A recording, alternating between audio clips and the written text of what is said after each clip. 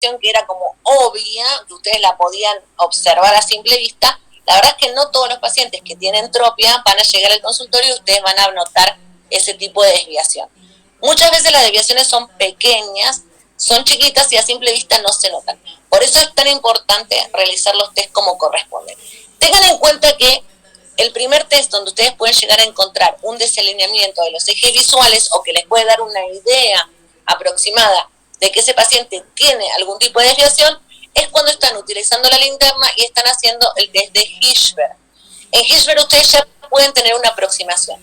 Si bien no es el test más específico para evaluar exactamente si hay una atropia o una aforia, generalmente con Hirschberg, si hay una desviación manifiesta, digamos una atropia, ustedes lo pueden llegar a encontrar. También tengan en cuenta que después van a hacer motilidad, el test de la H, MEOS. Si bien motilidad sirve para muchas cosas, no solo, ¿sí?, para evaluar estrabismos, los ayuda, ¿sí?, a poder evaluarlo también. En motilidad nosotros después vamos a darnos cuenta que podemos evaluar no solo si hay estrabismos, o sea, de estas desviaciones manifiestas, sino que también vamos a poder ver si hay hipo o hiperfunciones musculares. Entonces, tienen Hirschberg, que les ayuda a determinar una atropia. Tienen MEOS, que les ayuda a determinar una atropia. Pero si la desviación no es manifiesta, es una desviación latente, ustedes con esos test.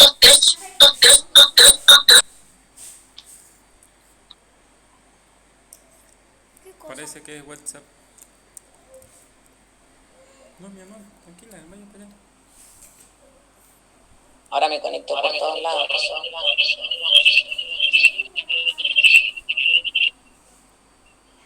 ¿Me escuchan bien ahí? Sí. ¿Sí, Neko? Sí, se escucha. Bien. Con ninguno de estos test ustedes pueden determinar si el paciente tiene una aforia. Entonces, el único test que les va a permitir a ustedes determinar si esa desviación no es manifiesta y es latente, o sea que es una aforia, es con el cover test. Cover test que ustedes tienen que realizar tanto en visión lejana como en visión próxima y que vuelvo a compartir pantalla mientras la señal de internet me lo permita. ¿Sí? Ahí estamos. Tengo una monturita para ti mañana. ¿Y qué es el único test que les va a permitir a ustedes determinar si el paciente tiene una desviación latente, que sería una aforia? Tengan en cuenta esto, lo que hablamos la otra vez, 4 sentidos de esta desviación, exo, endo, hiper o hipo, ¿sí? Vamos a pasar rápido. Según la desviación, esto lo vamos a ver más adelante en estrabismos, pueden ser permanentes, que generalmente las tropias son así, son permanentes, o intermitentes, lo que les comentaba antes, que aparecen en algunos momentos y en otros momentos desaparecen, ¿sí? Por la forma de aparición, cosa que ya vimos en otras anomalías también, esto de que puede ser congénito desde el momento en que nacen o antes del primer año de vida, o adquirido en edades más avanzadas, que pueden ser por un montón de circunstancias, tanto refractivas como no, ¿sí? En cuanto a lo que vemos sobre la heterogeneidad, las tropias recuerden que siempre son unilaterales, en algunos casos pueden ser alternantes, esto que significa que a veces entra en tropia un ojo y a veces el otro, pero nunca las tropias son binoculares, ¿sí? Esto tiene que quedar claro. Para eso está la mano, la boca, los dientes. Bien, y vamos a centrarnos en esto que es lo más importante y lo que nosotros tenemos que ver y evaluar, sobre todo con el cover test, ¿sí? La aforia es una desviación latente que está mantenida por la fusión. Digamos que mientras el paciente está fusionando, ¿qué significa fusionar? Lo vimos la clase pasada, que estos dos ojos que están mirando una misma imagen, o imágenes diferentes en realidad con cada uno de los ojos, están logrando fusionarla en una sola imagen única a nivel cortical. Mientras existe esa fusión, ¿sí?, el paciente no tiene ningún tipo de desviación. Cuando nosotros rompemos la fusión del paciente, aparece la desviación. Estas son forias, ¿sí?, desviaciones que están mantenidas por la fusión. Al momento en el que nosotros vamos a romper esa fusión, aparece la desviación. ¿Cómo vamos a romper la fusión? ¿Con qué tipo de test? Con el cover test alternante. Cuando nosotros realizamos el cover test alternante, esto de ocluir y yo ahora les voy a mostrar un video para que lo puedan ver bien. En ese momento nosotros estamos rompiendo la fusión. Por eso también es tan importante que el cover test lo realicemos de una manera correcta, porque si nosotros no hacemos el pantalleo, que es como se llama esto de ocluir y desocluir alternadamente un ojo y el otro, y permitimos al paciente que logre fusionar la imagen, que en este caso va a ser una letra por encima de su mejor agudeza visual, no vamos a encontrar nunca la desviación si permitimos eso. Cuando estemos acá yo les voy a enseñar como la manera de hacerlo bien, porque no puede ser ni muy lenta ni muy rápida, ¿sí? Pero por el momento tengan en cuenta que el objetivo real del cobertés alternante es romper la fusión del paciente. Rompiendo la fusión del paciente, realmente a nosotros nos va a aparecer esta desviación, que obviamente tiene las mismas, los mismos sentidos de desviación que en el caso de las tropias, ¿sí? Tenemos las desviaciones horizontales, que son la exoforia y la endoforia, las desviaciones verticales, que son la hiperforia y la hipoforia, y también tenemos desviaciones torsionales. Estas desviaciones torsionales tienen un componente esférico y un componente vertical y un componente horizontal, ¿sí? Por eso las llamamos torsionales, que son las cicloforias positivas, que son hacia adentro, y las cicloforias negativas, que son hacia afuera, ¿sí? Es muy difícil poder medir estas cicloforias en ese sentido diagonal o torsional que tiene la foria, por eso cuando lo vamos a medir con el cobertés con prismas, vamos a medir primero la horizontalidad y luego la...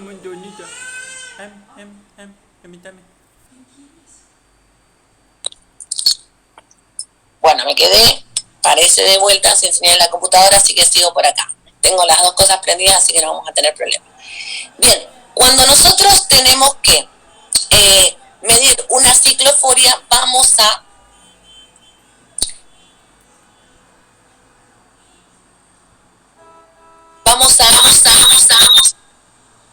Andrea, esa es la presentación.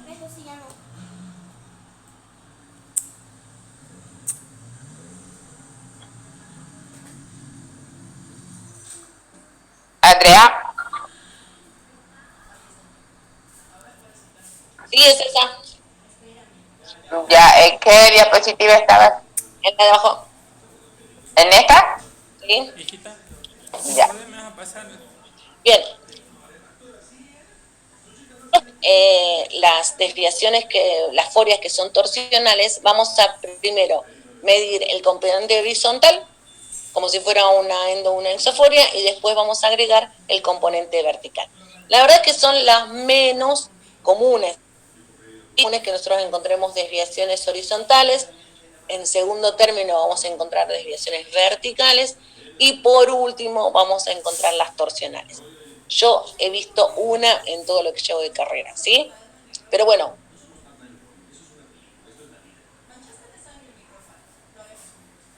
con el cobertés de poder medir estas desviaciones. En el caso de las torsionales, vamos... Perdón, se está quedando sin audio. ¿Cómo se corta? Quedando sin Primero la cantidad Se te corta, Andrea. No se escucha. Cambio el celular, para.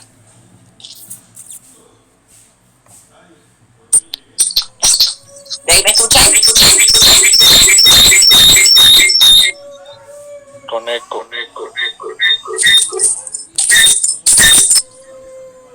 ¿Ahí me escuchan bien? Ahora sí. Ok. Duerma.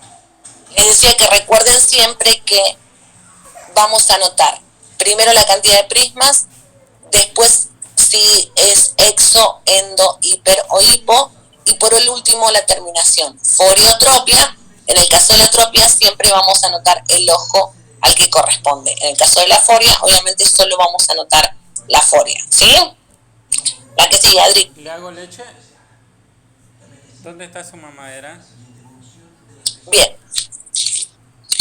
Hay algo que también es muy importante que ustedes tengan en cuenta, que más allá de que nosotros vayamos a hacer tanto en visión lejana como en visión próxima el cobertés alternante para verificar si nosotros tenemos un paciente que tenga una foria, las forias pueden ser fisiológicas. Ahora, las únicas forias que son fisiológicas son las exoforias. ¿Por qué hablamos de exoforia fisiológica? Por la divergencia anatómica que existen en las cavidades orbitarias. Tanto el paciente en visión lejana como en visión próxima, anatómicamente nuestros ojos deberían estar enfocados hacia los laterales y no derechos al frente. Si ustedes recuerdan lo que vieron en anatomía, incluso lo vieron conmigo también, ¿sí? Anatómicamente las cavidades orbitarias se encuentran hacia afuera y tiene que haber una tonicidad muscular que permita que los ojos estén derechos al frente. Motivo por el cual ese tono muscular está presente siempre y cuando exista fusión. ¿Por qué? Porque necesitamos que se estimulen simultáneamente ambas fobias de ambos ojos. Si nosotros rompemos la fusión, es muy probable que aparezca una exoforia, la posición de descanso del globo ocular, ¿sí? Las exoforias pueden ser fisiológicas, ¿sí? Solo las exoforias. Y en valores que no superan las 6 dioptrías prismáticas, los 6 prismas. Vamos a encontrar generalmente una exoforia fisiológica un poquito más alta en visión próxima versus una exoforia fisiológica en visión lejana con una cantidad de prismas un poco menor. Ahora, no siempre vamos a encontrar exoforias. Podemos tener pacientes que sean tanto ortofóricos en lejos como en cerca. ¿Sí? La que sigue, Adri. Bien. 3 test que los nombramos como cover test. El cover and cover nos va a permitir, sí, separar foria de tropia. Nosotros realizamos cover and cover y determinamos si el paciente no tiene una tropia. Una vez que el paciente sabemos que no tiene tropia, vamos a ver si tiene foria, ¿sí? Para eso usamos el cover test alternante. Con el cover test alternante nosotros vamos a poder, encontrar la foria, saber cuál es el sentido de esa desviación, y después con el cover test con prismas vamos a poder saber la magnitud de la desviación, ¿sí? También recuerden que para hacer el cover test con prismas nosotros vamos a utilizar también, al igual que en el cover test alternante, el método de pantalleo para poder medir y ver qué cantidad de prismas tiene esa desviación, ¿sí? La que sigue, Adri. Bien. Esto, bueno, es lo mismo que ya vimos la otra vez. En el caso de que el paciente no tenga ningún tipo de desviación, vamos a anotar orto. En el caso de que tenga una atropia, vamos a determinar el ojo en el que está la atropia. En el caso de que sea foria, solo vamos a determinar la cantidad de prismas y el sentido de la desviación. La que sigue entonces. Adri. Bien. Cuando nosotros hacemos reflejos de Hirschberg, como les decía antes, es una prueba totalmente subjetiva, no necesitamos bajo ningún punto la colaboración del paciente.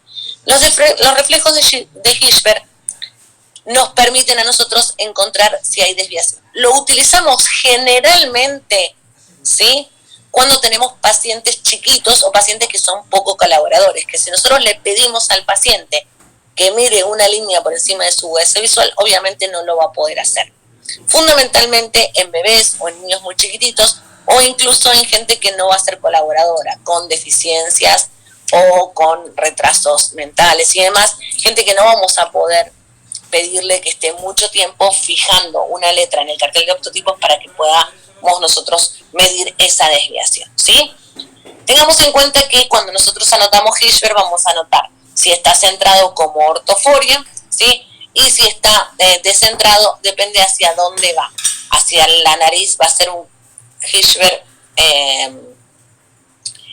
que va a tener una exoforia, y si va hacia el lado de la oreja o al lado temporal, el paciente estaría teniendo una exotropia, ¿sí? Recuerden que si el reflejo está hacia la nariz, quiere decir que el ojo está hacia afuera, y si el reflejo está hacia afuera, quiere decir que el ojo está hacia la nariz, ¿sí? La manera de anotarlo en ese caso son Hirschberg, asimétricos.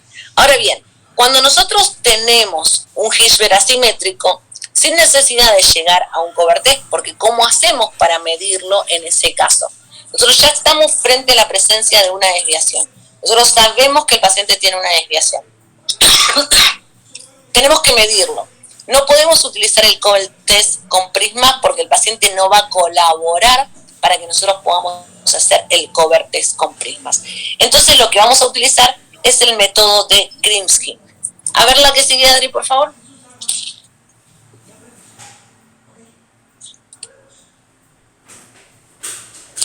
Fíjense en esos reflejos, ¿sí? Se ve perfectamente en la diapositiva cómo están los reflejos de los pacientes. Si ustedes se fijan, es muy evidente en la diapositiva, en la foto de abajo, donde tenemos un señor que tiene un Hirschberg asimétrico, donde en el ojo izquierdo el reflejo es totalmente nasal. Eso nos está indicando a nosotros que el paciente tiene una desviación común.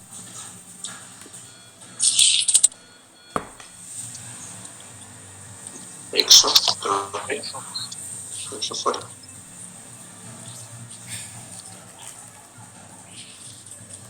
¿Cómo es la desviación? El reflejo está nasal. ¿Los escucho? Bueno, no los escucho. Me gustaría escucharlos. Una extroforia sería. Exotropia. ¿Cómo? Una exotropia. Más fuerte. Es una exotropia. Exactamente. Es una exotropia, ¿sí? Reflejo nasal, exotropia. El ojo está hacia afuera. Ahora fíjense en el bebé de la foto de arriba. ¿Cómo ven los reflejos? Uno más arriba que el otro.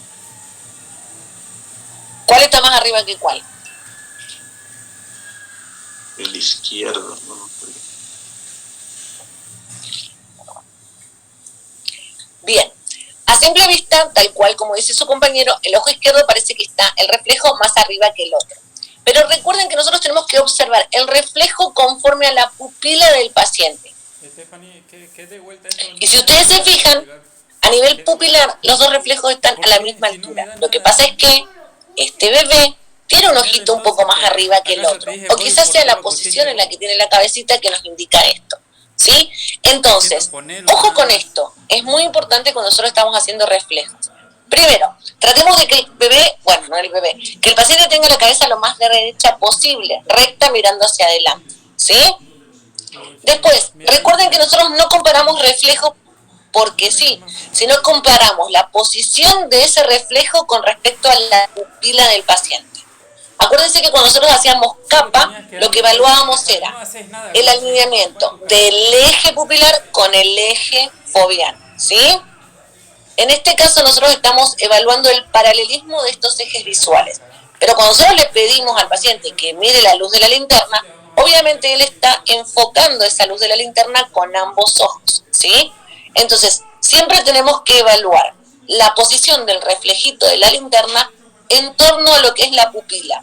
Si los dos están hacia arriba, en el borde de la pupila, los reflejos son simétricos, ¿sí? Más allá de que nosotros veamos que hay uno más arriba que el otro, porque sí es verdad, hay uno más arriba que el otro, ¿sí? Ahora, les decía, perfecto, se ven divinos los reflejos, vemos que el paciente de arriba es ortofórico, vamos a ver que en el paciente de abajo tenemos una desviación exo, ¿sí? Una atropia, exo, el ojo está hacia afuera. Teóricamente este paciente sería un paciente colaborador que nosotros podríamos hacerle un cover test con prismas para poder medir la desviación. Suponiendo que no pudiéramos hacer esto o que el paciente realmente no fuera colaborador, tenemos un método que nos permite poder evaluarlo. ¿Me pasas la siguiente, Adri?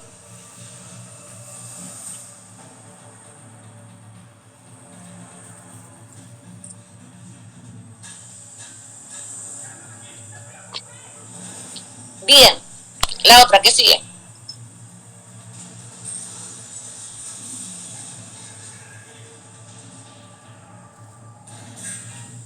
Ahí está. Y es el método de Grimsky. ¿Qué es lo que vamos a hacer con el método de Grimsky? Lo que vamos a hacer es colocar un prisma por delante para tratar de igualar los reflejos, ¿sí? En vez de hacer un cobertés alternante donde nosotros ocluíamos alternadamente, íbamos colocando cantidad de prismas hasta que neutralizábamos totalmente el movimiento, lo que nosotros vamos a hacer acá es seguir manteniendo la linterna en la misma posición, a la misma distancia, y vamos a empezar a colocar prismas por delante del ojo hasta que nosotros logremos lograr esa simetría que no estábamos viendo en un primer momento, ¿sí? Entonces, colocamos prismas, base nasal o base temporal, depende del tipo de desviación que exista, ¿sí? Hasta que los reflejos quedan simétricos totalmente. El último prisma con el que los reflejos quedaron simétricos va a ser el prisma, ¿sí?, que va a determinar el ángulo de esa desviación. Una cosa que es muy importante, que se ve en el dibujo, pero que quiero que quede recalcado: el prisma no se coloca en el ojo que está desviado, sino que se coloca en el ojo sano, digamos.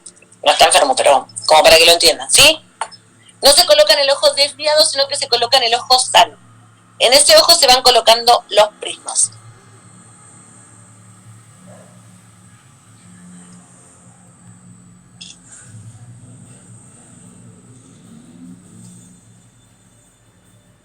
Ok. ¿Se entendió eso? ¿Alguna pregunta por ahí?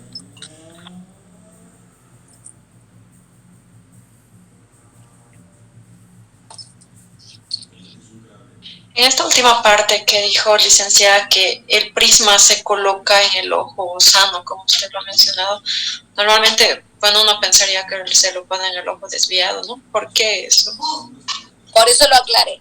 Porque si ustedes ponen el prisma en el ojo desviado, el paciente va a seguir manteniendo el ojo desviado y va a ser muy difícil que ustedes logren. O sea, con el prisma nosotros no enderezamos el ojo. Recuerden que cuando nosotros estamos haciendo el cover test alternante y empezamos a utilizar los prismas para poder medirlo, el objetivo de ese test no es enderezar el ojo para saber cuánto de desviado estaba, sino llevar la imagen hasta el punto donde está la desviación para poder saber cuántos prismas de desviación existen. En este caso es lo mismo. Nosotros no vamos a tratar ni siquiera de enderezar ese ojo ni nada que se le parezca. Si ustedes colocan el prisma en el ojo que está desviado, ¿sí?, el reflejo siempre se va a mantener desviado. Ustedes no lo van a poder enderezar.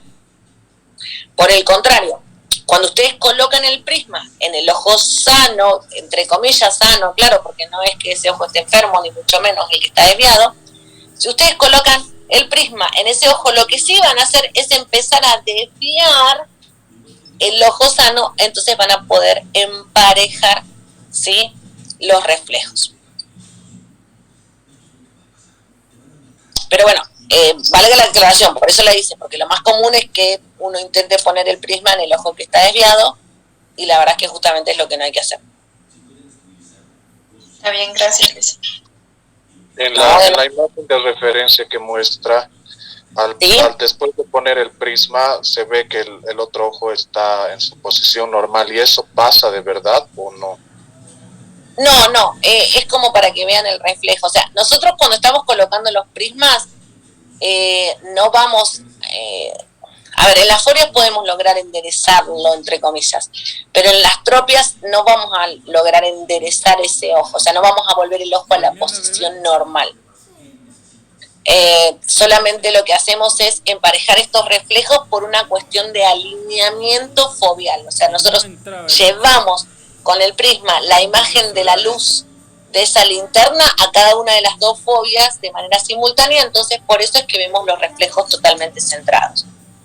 Pero más allá que en el dibujito sí parece como que en el último están los dos ojos derechos al frente, en realidad no los estamos enderezando, no.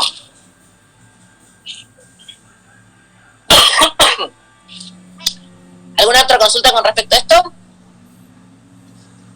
Yo tengo una duda. En todo caso, cuando usamos cover test con prismas, igual estamos poniendo una cantidad determinada de prismas. ¿En qué varía con Grimsky? Parece lo mismo. Son dos maneras diferentes de medir la desviación, con la diferencia que con Grimsky solo puedes medir tropias y con cover test puedes medir forias y tropias, ¿sí? Pero digamos, dentro de lo que es motilidad ocular, por eso les decía, como que hoy nos centrábamos solamente en motilidad ocular, y les hablé de que hacíamos Hirschberg, les hablé que hacíamos meos y les hablé que hacíamos cobertes, ¿sí? Dentro de lo que es motilidad ocular, nosotros lo primero que tenemos que diferenciar es si el paciente tiene una atropia o una aforia. Si tiene una atropia, tenemos varias maneras de medirlo. 2, en realidad, por el momento. Después vamos a ver lo que es Torrington, porque hay otras maneras de poder medir y evaluar estas desviaciones, ¿sí? Pero Krimsky es una manera más que tenemos para poder medir la desviación, siempre que la desviación sea una atropia, porque si es una aforia, no lo van a ver en Hirschberg y no lo van a poder medir con Krimsky tampoco. Generalmente Krimsky se usa en, la mayoría de las veces se usa en bebés chiquititos, o sea, cuando tenemos bebés o nenes de 1, 2, 3 años, no le podemos pedir que nos mire una letra y mantenerlo mucho tiempo mirando una letra, porque obviamente nos va a mirar cualquier cosa menos lo que nosotros le estemos pidiendo. Entonces es mucho más fácil poner la linterna por delante y trabajar con prismas aislados. Vieron que yo les decía que generalmente trabajamos con barra de prismas porque es la manera más simple y más rápida de hacer un cover test en cualquier paciente de, les diría, 5 o 6 años para arriba. En los nenes más chiquititos es mucho más sencillo trabajar con prismas aislados y es más fácil el Krimsky cuando encontramos una desviación porque lo hacemos aparte mucho más rápido, es más rápido para poder medirlo también. Pero con cualquiera de los dos métodos, si uno lo está haciendo bien, te tiene que dar el mismo resultado, o pongámosle una variación de 2 prismas, no mucho más que eso. Pueden elegir el que más les convenga o el que más les guste o el que mejor les salga, ¿no? Llegado el momento. Bueno, a ver, ¿tiene un video? ¿Y Krimsky es solamente para lejos y cerca? ¿Es lejos y cerca o solamente lejos? Eso se lo vamos, 30 a 40 centímetros. Solamente cerca, entonces. Sí. Ok, gracias.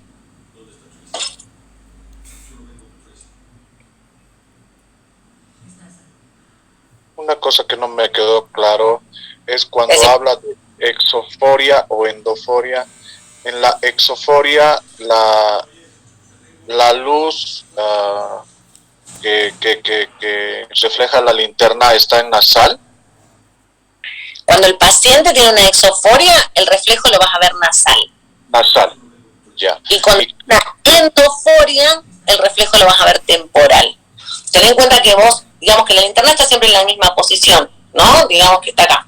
Si el ojo se va hacia adentro, a vos te va a quedar la luz del lado temporal. Si el ojo se va hacia afuera, a vos te va a quedar la luz del lado nasal. Ya, gracias.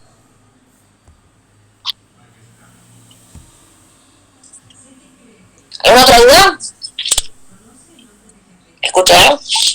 Sí, yo, profe, una consulta quiero hacer. Decime.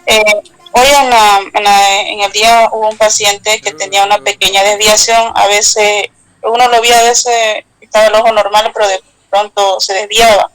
Entonces en la óptica ya le habían hecho tenía un ojo derecho tenía astigmatismo en menos 0,50 y el ojo izquierdo tenía menos 3,75.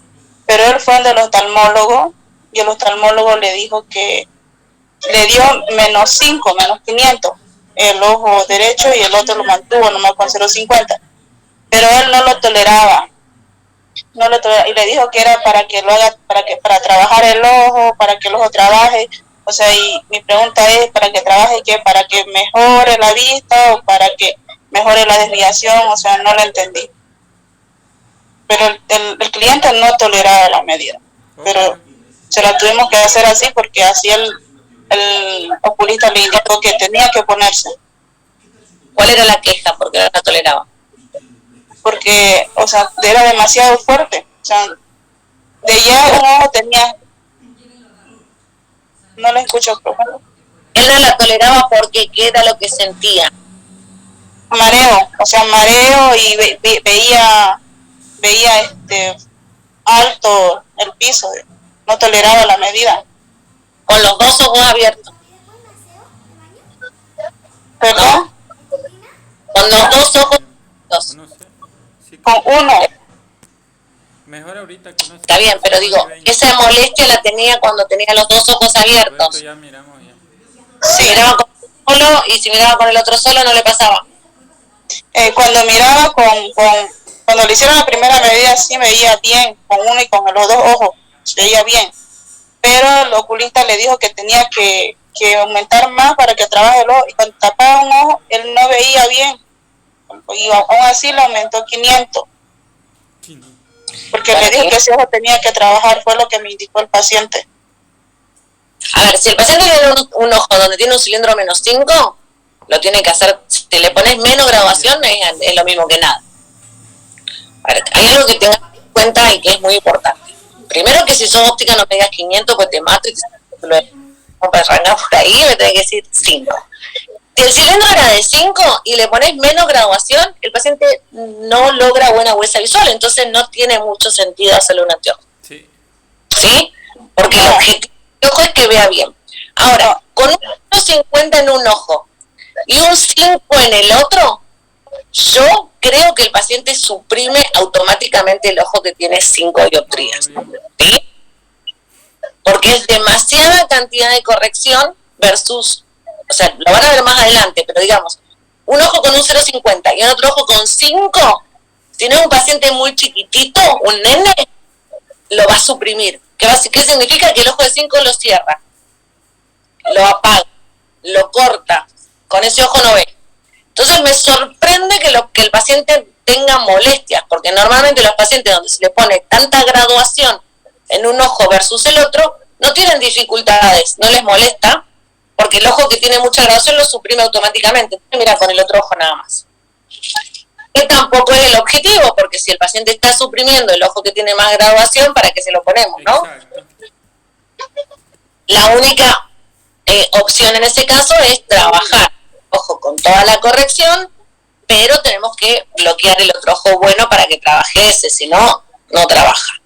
Por eso te preguntaba cómo era el tema de la molestia, porque normalmente los pacientes que tienen tanta diferencia tienen supresión automáticamente. Si tiene molestias es buenísimo. ¿Por qué? Porque quiere decir que no está suprimiendo. Y lo que cualquiera de nosotros queremos es que el paciente no suprima. Porque si suprime, solo mira con un ojo y no mira con los dos. Entonces, es bueno que lo esté compensando. Ahora, si es para corregir la desviación o no, depende. Si cuando yo le coloco la corrección completa, el ojo se endereza, quiere decir que está torcido porque no ve. Entonces me tengo que ponerle la corrección completa para enderezar el ojo. Que se aguante lo que le moleste un par de días hasta que se acostumbre. ¿Sí? Porque el ojo se endereza. Ahora, la desviación puede ser por un montón de cosas. Si la desviación está por otra cosa y no porque tiene tanta graduación y como no ve, el ojo se tuerce, entonces hay que ver, digamos, son como un montón de factores los que llegan a determinar cuál es el sentido o el problema de esa desviación. Pero bueno, te vuelvo a decir, la verdad es que en la práctica diaria, un paciente con esa diferencia de corrección entre un ojo y el otro, generalmente suprime el ojo donde tiene más graduación. Es raro que sienta molestias. Lo que pasa es que no sé por qué antes tenía un cilindro 3 y después lo pasaron a un 5, eso es lo que no entiendo.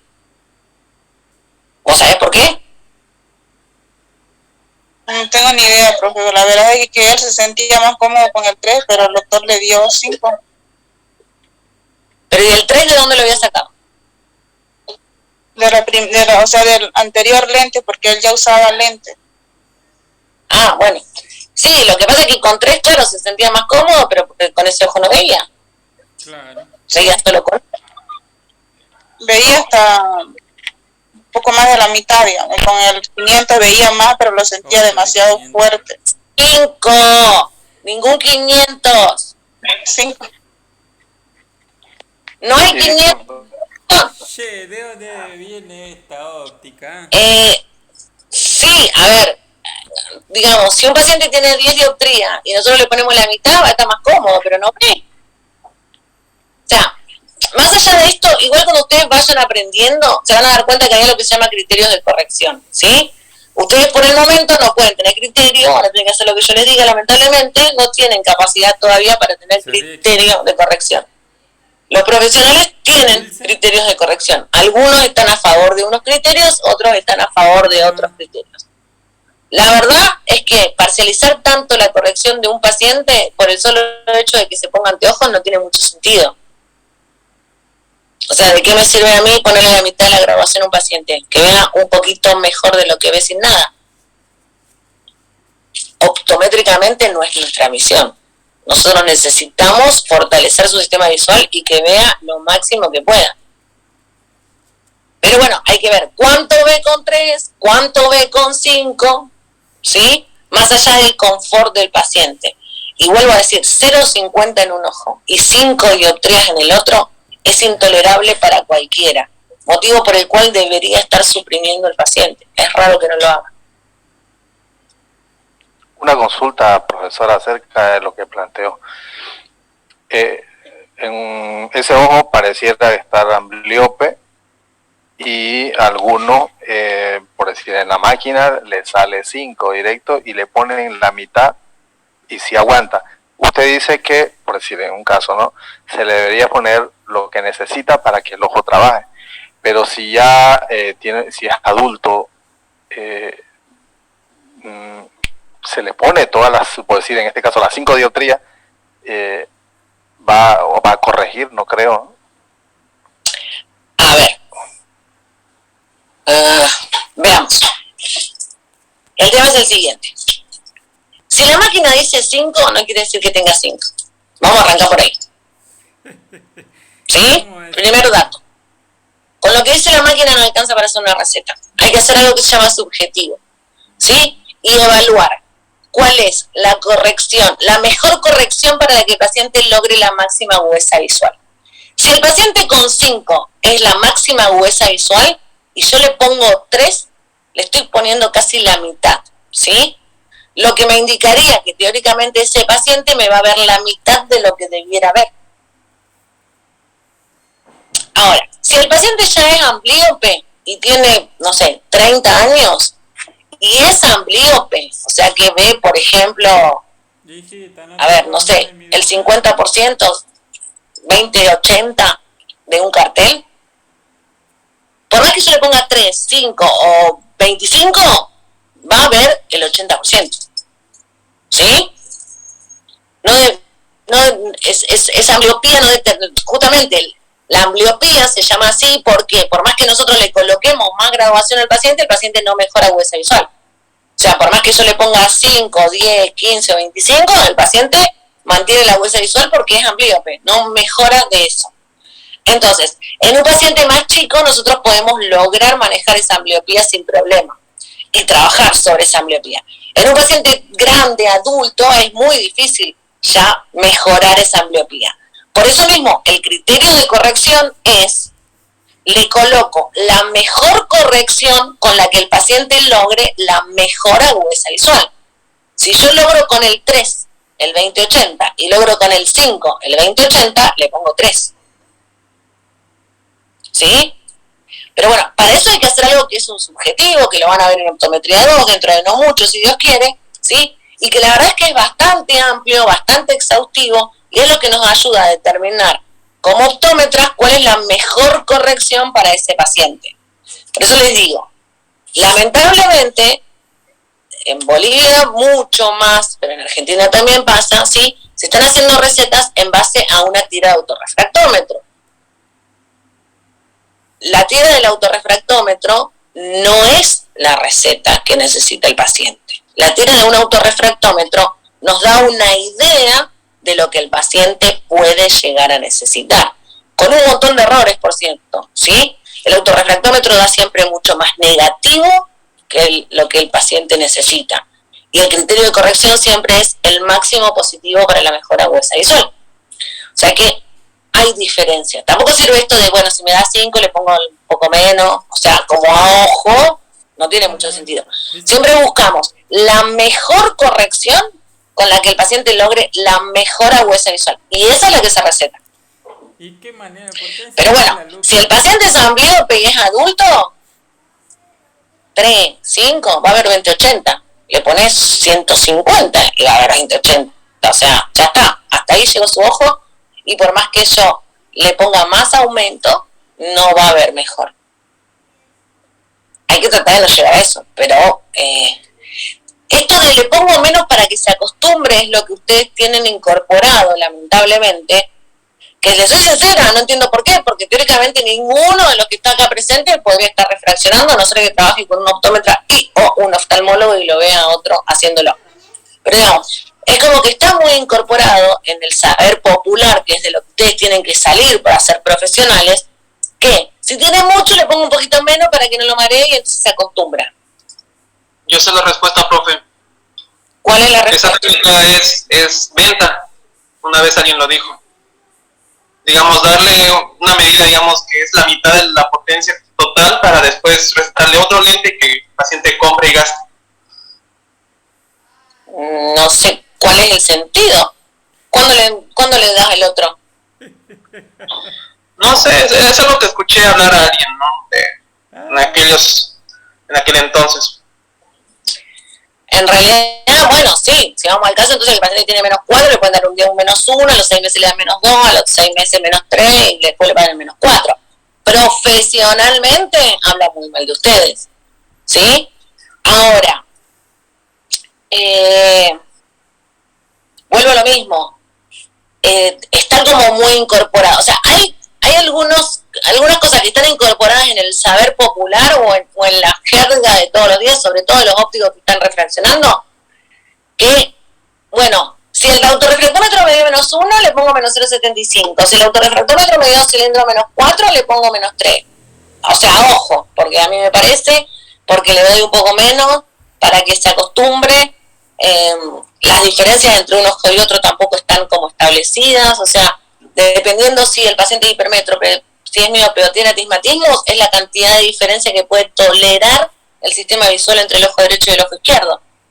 Entonces, no es lo mismo tener un paciente con un ojo menos 0,50 y el otro menos 2, que tener un paciente con un más 0,50 en un ojo y un más 2 en el otro, o que tener con un cilindro menos 0,50 en un ojo y un cilindro menos 2,50 en el otro ojo. La tolerancia y la anisometropía que producen esas tres lentes son totalmente diferentes en el miope, en el hipermétrope y en el que tiene astigmatismo. Por eso digo, hay como un montón de cosas que uno tiene que saber para poder hacer una refracción correcta que corresponda y que el sistema visual de ese paciente funcione como corresponde. Lamentablemente no se está haciendo. Yo ruego encarecidamente que cuando ustedes se reciban, lo hagan, ¿no? Espero que lo puedan hacer. Entiendo que todavía no lo sepan hacer. Por eso tampoco me gustaría que los que estén reflexionando ahora vayan agarrando cosas como muy colgadas de lo que estamos hablando a aplicarla a su consulta. O sea, realmente, y siendo 100% sincera, ninguno de ustedes, ni siquiera, ¿sí?, los que ya han acabado óptica y demás, podría hoy estar emitiendo una receta a nadie, ni un más 2 para leer. Y si trabajan con un oftalmólogo pueden ver cómo lo hace, y si trabajan con un optómetra pueden ver cómo lo hacen, ¿sí? Pero también tengo alumnos que todavía no se han recibido optómetra y que andan por la vida haciendo campañas de salud visual y refraccionando gente. O sea, nada, a mí yo no puedo hacer nada, pero la verdad es que sinceramente no me parece porque no es lo correcto. Pero bueno, no se preocupen, ustedes recién empiezan. Le falta como mucho camino por recorrer para entender todas estas cosas. Pero vayamos al cohorte, que es lo que nos importa en este momento, por favor. Voy a intentar mostrarles un video. Espero que no se me corte la comunicación. Adri, voy a conectarme con la otra computadora. A ver si logro que no se me corte la señal de internet de acá. ¿Dónde está la aguarden un segundito, ¿eh? A ver, esperemos que no se corte. Voy a entrar por la compu, habilitame ahí.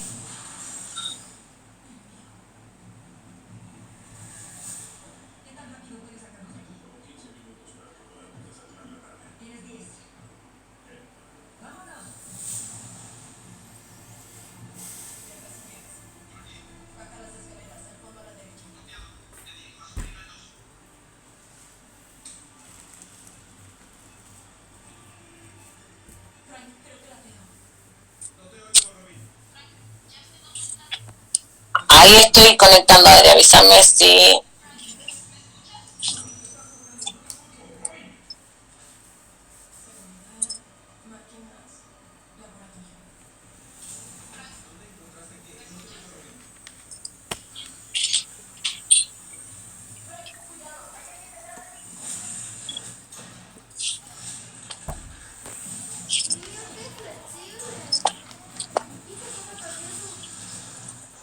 ¿Qué estás haciendo, Andrea?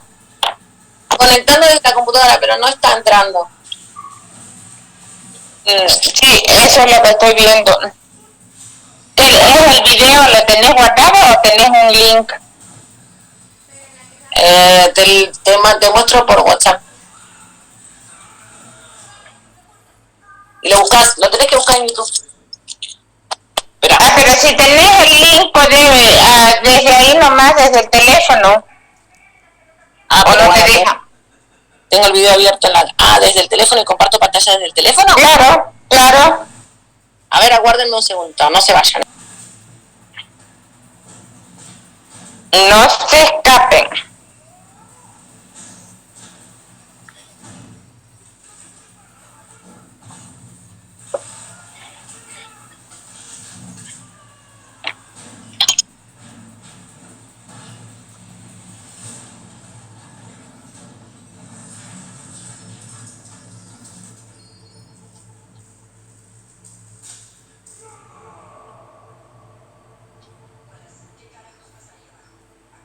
Bueno, ahí lo tengo en el teléfono. A ver, voy a probar, es la primera vez que lo hago, ¿eh?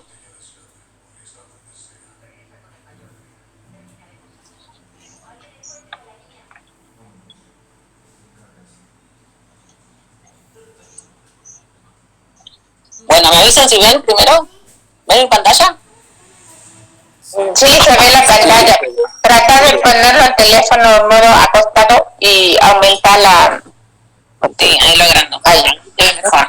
Ok. Bien. Vamos a ver primero... Bueno, yo les voy a ir comentando arriba porque creo que está en inglés. Si no me equivoco. Si no lo voy frenando y les voy hablando. ¿Sí? Ustedes miren y pregunten. Have the patient look directly at a target at least 10 feet away. Cover the left eye and watch for a movement of the uncovered eye. Repeat this step a few times. Then do exactly the same thing in covering the right eye. If no movement occurs in the uncovered eye, the eyes are aligned.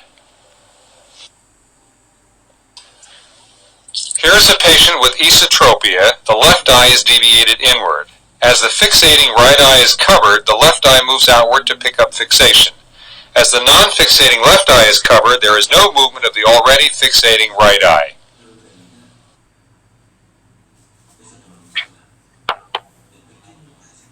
Here is a patient with exotropia. The left eye is deviated outward. As the fixating right eye is covered, the left eye moves inward to pick up fixation. As the non-fixating left eye is covered, there is no movement of the already fixating right eye. Here is a patient with a left hypertropia. The left eye is deviated upward. As the fixating eye is covered, the deviated left eye moves downward to pick up fixation. As the non-fixating left eye is covered, there is no movement of the already fixating right eye.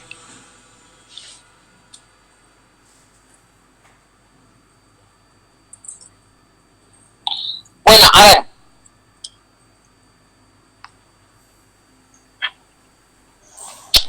No sé si lo entendieron, pero se mostraba cuál era la exo, cuál era la era. Ahora fíjense qué estaba haciendo. ¿Cover alternante, cover con prismas o cover and cover? Cover alternante. Alternante. Sí. ¿Cover alternante? Sí.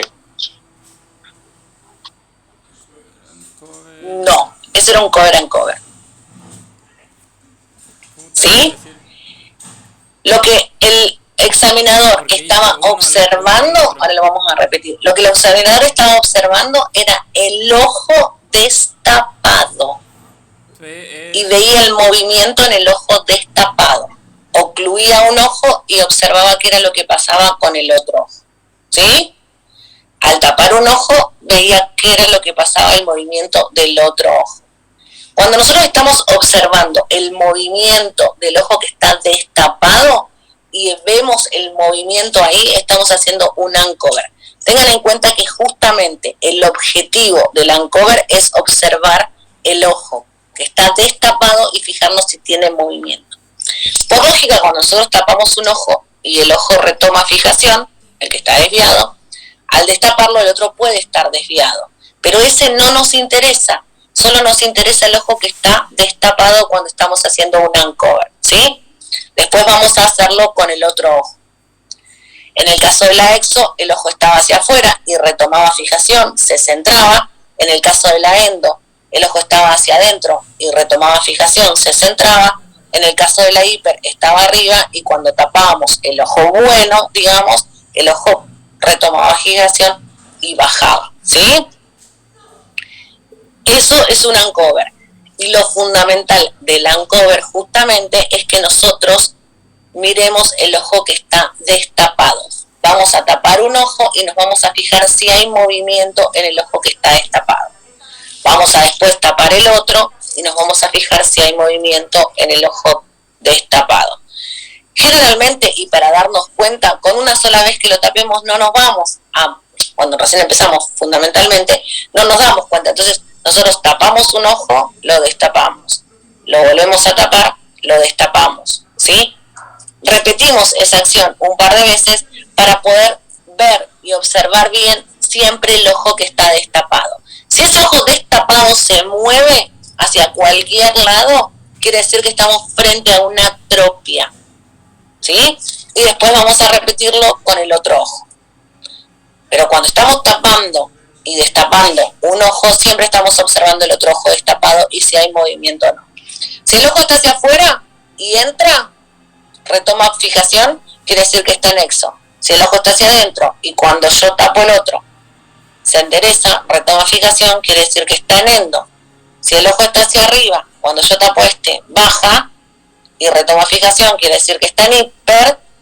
Y si yo tengo los dos ojos abiertos y cuando tapo el ojo sube, quiere decir que estaba en hipo y por eso retoma fijación. ¿Sí? ¿Se entiende? Sí. Yo tengo una duda, profe. Sí, profe.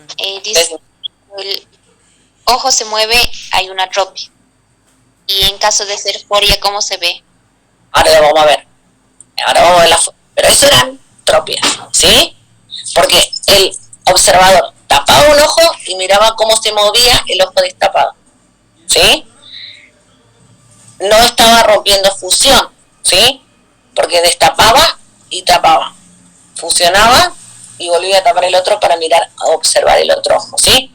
Cuando nosotros hacemos el alternante, rompemos fusión. En ningún momento de fusión hacemos esto, ¿sí? Es el famoso pantalleo que van a encontrar en muchos libros. Ahora vemos cómo se hace el alternante. Voy a compartir pantalla.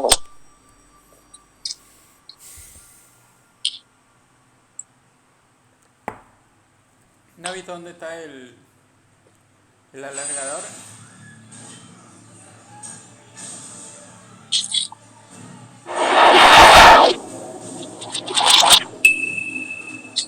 Como la mayoría sabréis, el cover test tiene dos partes bien diferenciadas. Uno sería el cover unilateral, en el que procedemos a ocluir únicamente un ojo, y la segunda parte será el alternante, que a continuación luego explicaremos. Con el cover unilateral ya vamos a poder diagnosticar y saber si estamos ante la presencia o no de una atropia. Además vamos a poder saber si está presente en todas las distancias, es decir, en distancias lejanas o próximas, si es siempre el mismo ojo que desvía o la desviación va alternando, y además si el componente de desviación que hay es mixto o no, y esta presencia, esta condición es constante o solo se manifiesta en determinadas condiciones. Además, también podremos, en caso de haber descartado una atropia, pero cabe la posibilidad de tener una heteroforia, podremos saber con el cover alternante si estamos ante una endo o exodesviación. Podremos medir la magnitud de esta y comprobar que no haya diferencia prismática entre las diferentes distancias, así como las diferentes posiciones de mirada, y también será interesante comprobar si hay alguna implicación del estado refractivo sobre la condición. Es importante los detalles, ¿no? La mayoría de vosotros ya habéis leído cómo se realiza un cover test, que se trata de un método objetivo. Yo quiero recalcar algunos detalles. O sea, nunca os olvidéis de de empezar siempre por el unilateral, es decir, siempre vamos a tratar de ocluir un ojo, esperar 1 o 2 segundos a ver cuál es la respuesta del otro ojo, y es importante que el observador se coloque a la misma altura de los ojos del paciente.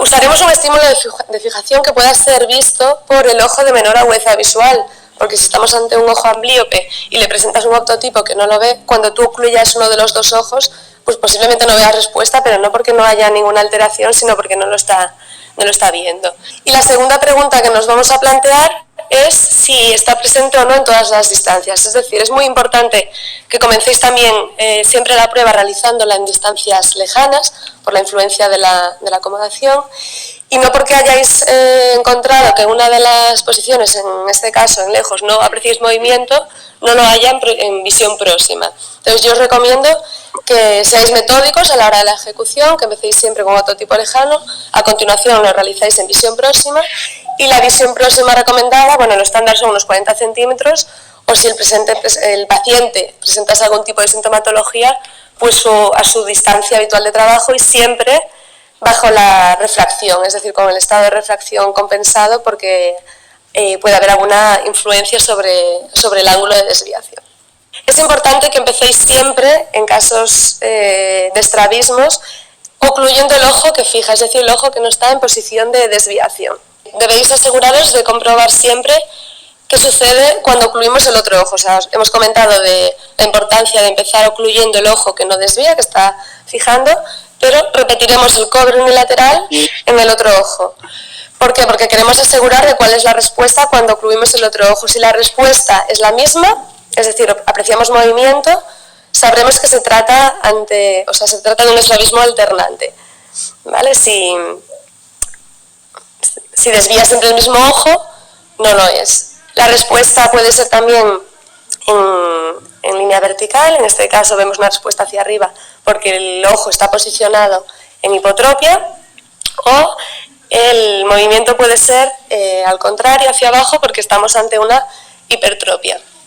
Muchas veces a los niños tenemos que tratar de planteársela como un juego y no dejan que les pongas un oclusor delante del ojo. Entonces utilizas la mano, muchas veces no se la puedes colocar delante, mejor que venga desde arriba, y a veces utilizamos solo el pulgar para ponérsela delante de la pupila. Se lo planteas como un juego de escondite, no siempre puedes utilizar un ototipo. Todo este tipo de detalles son importantes para que un niño pueda colaborar en la realización de un cover test. Para la ejecución de este test, bueno, en realidad a nosotros nos gusta bastante utilizar, siempre que se puede, un oclusor translúcido, porque cuando tú ocluyes ya vas a observar cuál es la respuesta debajo de este oclusor. En este caso, al introducirlo, vamos a ver una respuesta de endoforia, porque es la posición pues cómoda, ¿no?, para este paciente. Sin embargo, no hemos observado ningún tipo de movimiento en el ojo que no ocluye. Aquí, ya solo observando el movimiento que hay debajo del oclusor translúcido, ya sabríamos que estamos ante una endoforia. Pero si usaseis un oclusor opaco, os tendréis que fijar en cuál es la respuesta que hay cuando destapas. Iremos destapando un ojo y otro y veremos un movimiento de refijación. El cover test también nos va a permitir medir el ángulo exacto de la desviación, compensar mediante prismas cuál es el ángulo objetivo de esta condición.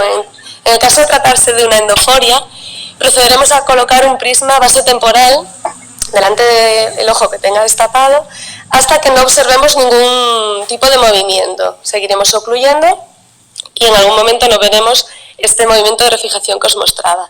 En caso de tratarse de una exoforia, el prisma lo tendremos que colocar con la base contraria.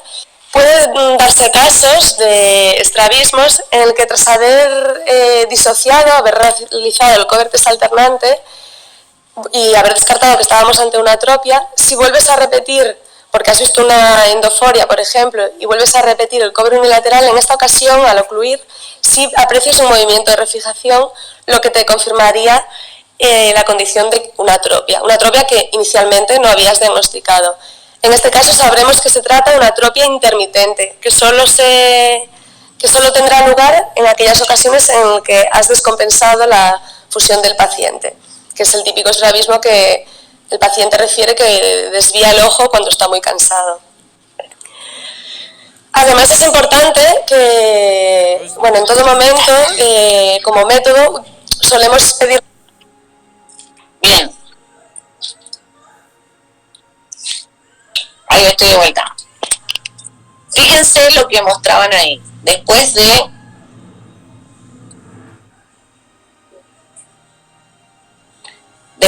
que nosotros hacemos el uncover, ¿sí? Para poder determinar si hay una atropia o una aforia y no vemos ningún movimiento, vamos a ir a hacer el alternante, ¿sí? Ella hablaba de un oclusor transparente. Nosotros generalmente trabajamos con oclusores opacos. No trabajamos con oclusores transparentes. Si los tienen y los consiguen, bienvenidos sean, pero son más difíciles de conseguir. Con el oclusor transparente, cuando ustedes tapan, pueden mirar el ojo por debajo del oclusor translúcido. Con el oclusor opaco nosotros no podemos mirar el ojo a través de la opacidad del oclusor, obviamente. Entonces lo que hacemos es observar al momento de destapar, pero lo que estamos observando siempre es el ojo que está tapado, ¿sí? Vemos el movimiento que hace cuando lo destapamos, pero estamos prestando atención al ojo que está tapado. Ahí vamos a poder indicar o observar la desviación y la lateralidad que tenga esa desviación, ¿sí? En el video mencionaba que una vez que nosotros estamos haciendo un alternante y que ya vimos si era una exo, una endo, una hipo, una hiper, ¿sí? Foria en ese caso, volvemos rápidamente a repetir el uncover. ¿Por qué? Muchas veces tenemos lo que se llaman tropias intermitentes. ¿Qué son las tropias intermitentes? Son tropias que aparecen cuando el paciente está descompensado. Generalmente pacientes que tienen forias muy altas, en algún momento del día, cuando están cansados o agotados, les aparece la desviación manifiesta, les aparece esta atropia. Entonces, son lo que se denominan tropias intermitentes, que aparecen a veces y a veces no, ¿sí? Motivo por el cual, cada vez que nosotros terminamos de hacer un alternante, sobre todo, la práctica se los va a indicar más objetivamente, digamos. Sobre todo cuando encuentran desviaciones que son altas, deben volver a realizar un uncover para poder encontrar esta atropia intermitente que aparece por momentos y por momentos no. ¿Se entendió? Sí.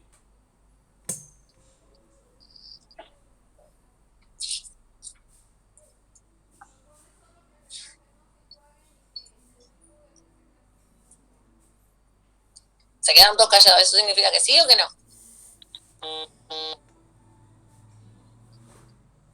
Sí, profe, ¿se entendió? Bien. Videos como el que yo les mostré ahora en YouTube tienen cientos. Recomendación para que ustedes miren, fíjense que sean de universidades o que sean de instituciones reconocidas, no de Juan Pérez que se puso a hacer un video de cobertes, ¿sí? Porque si no ahí nos vamos a encontrar con problemas para verlos. ¿Cómo lo van a aprender a hacer? ¿Sí? La manera de aprender a hacerlo es dentro de la clínica cuando arranquemos con clínica 1, ¿sí? No se preocupen por aprender a hacerlo. Preocúpense por saber todas las posibilidades que hay dentro de lo que son desviaciones oculares, cuáles son los test que les permiten a ustedes evaluarlas, cuáles son los mejores test para cada una de las cosas y cómo los podemos medir. Y cuál es el objetivo de cada uno de estos test que estamos realizando, ¿sí? La manera de hacerlo y cómo ustedes lo van a aprender a hacer, lo vamos a ver un poco más adelante. Pero sí necesito que tengan muy en clara la parte teórica para que cuando vayamos a la clínica yo no les tenga que explicar que la desviación es exo o endo o para qué lado se pone el prisma cuando tienen que medir algo. ¿Estamos de acuerdo? Sí, profe. En todo caso, el objetivo siempre va a ser el que va en el libro, ¿verdad? Ahí dice propósito de cada test.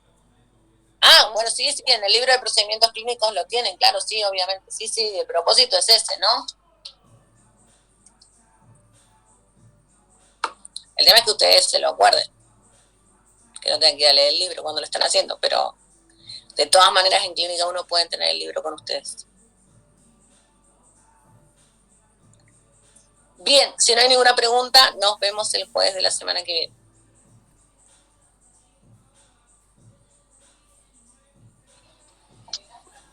Buenas noches, profe. Buenas noches, Alicia. Gracias. Chao, buenas noches.